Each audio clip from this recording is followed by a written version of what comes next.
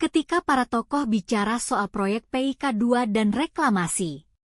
Seperti Anda ketahui, reklamasi itu jangan dipikir cuma di Jakarta, itu ada 37 wilayah yang sudah dan sedang dikerjakan. Di Jakarta diurek-urek terus akhir dibatalke karo Anies, ning sing ning Serang, sing ning Makassar, sing ning Ternate, sing ning Bali berjalan lancar. Jadi mereka akan menciptakan kota-kota besar yang penghuninya bukan orang Indonesia, tidak berbahasa Indonesia dan kaya raya di wilayah-wilayah itu, membokongi atau memantati kalian.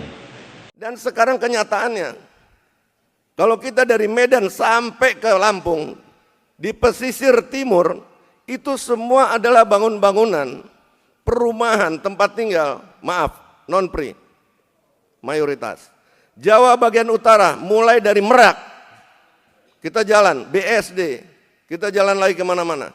Semua mereka sekarang diberikan izin untuk bikin pulau. Saya curiga bahwa di pemerintah kita telah kemasukan mereka-mereka ini yang menyiapkan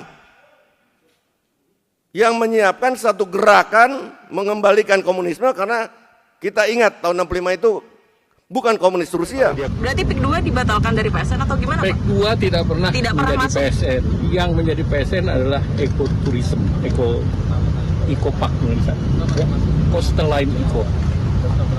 PIK 2 masuk di dalamnya nggak sih, Pak? PIK 2 tidak pernah jadi PSN.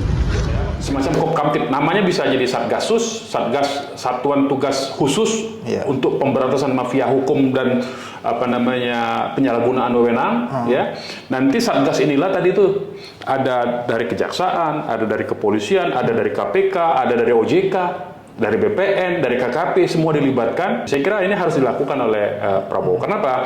Karena ini bukan semata-mata karena ada persoalan dengan rakyat, tapi ini menyangkut kedaulatan negara. Kenapa tadi saya singgung ya?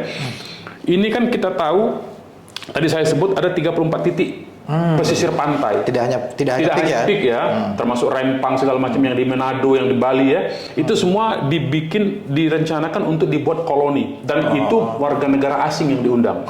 Nah, kalau sudah warga negara asing ya, artinya secara bisnis mereka ada di pesisir laut, mereka bisa berkomunikasi di antara mereka dengan gampang karena melewati laut, tidak melalui daratan ya.